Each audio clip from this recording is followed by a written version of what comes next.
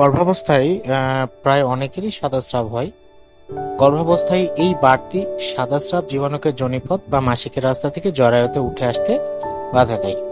তো গর্ভাবস্থায় সাধারণ অবস্থার চেয়ে বেশি সাদা স্রাব হওয়া স্বাভাবিক, এতে ভয় পাওয়ার কোনো কারণ নেই। তবে কিছু ক্ষেত্রে সাদা স্রাব স্বাস্থ্য ঝুঁকির কারণ হতে পারে।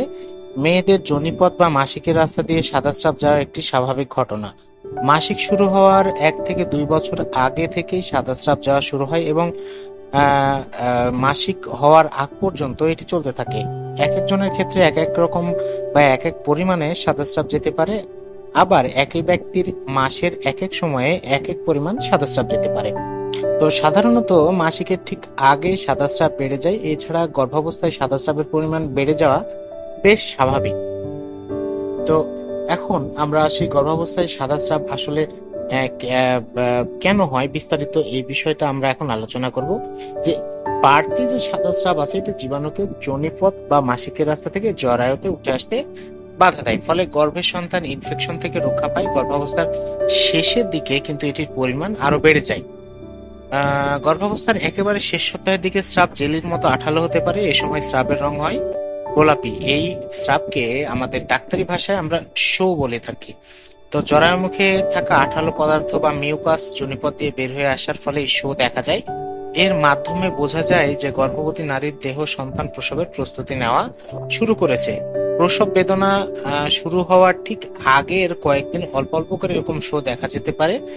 স্বাভাবিকভাবে আহ সাদাস্রাব পাতলা, স্বচ্ছ ও বর্ণহীন অথবা দুধের মতো সাদা হয়। এতে কোনো দুর্গন্ধ থাকে না। তবে সাদাস্রাবের সাথে নিচের 5টি লক্ষণ দেখা দিলে ডাক্তারের পরামর্শ নেওয়াটা কিন্তু জরুরি। প্রথম নাম্বার হচ্ছে অস্বাভাবিক গন্ধ কিংবা দুর্গন্ধ, সবুজ, হলুদ, লালচে বা ধূসর রঙের স্রাব, যোনিপথের আশেপাশে ব্যথা অথবা চুলকানি, প্রস্রাবের সময় ব্যথা ও জ্বালাপোড়া হওয়া, যৌনাঙ্গে জ্বালাপোড়া হওয়া, লালচে হয়ে যাওয়া কিংবা চুলকানি, এগুলো যোনিপথ ইনফেকশনের লক্ষণ হতে পারে। তো গর্ভাবস্থায় যদি ইনফেকশন হয়, গর্ভাবস্থায় যোনিপথে ফাঙ্গাল ইনফেকশন হলে অস্বাভাবিক ধরনের সাদাস্রাব হতে পারে। এটা অনেকের কাছে ইস্ট ইনফেকশন নামে পরিচিত। এক্ষেত্রে এই লক্ষণগুলো দেখা যায়। অতিরিক্ত পরিমাণে স্রাব যায়। এই স্রাব দেখতে দই অথবা পনিরের মতো চাকা চাকা হয়, তবে সাধারণত কোনো গন্ধ থাকে না। যোনিপথের আশেপাশে প্রচুর চুলকায় ও জ্বালাপোড়া হয়। প্রস্রাব ও সহবাসের সময়ে ব্যথা কিংবা অস্বস্তি হতে পারে। গর্ভাবস্থায় ফাঙ্গাল ইনফেকশন হলে ভয়ের কিছু নেই। ডাক্তারের পরামর্শ অনুযায়ী দ্রুত চিকিৎসা নিলে এটি সহজে সেরে যায়।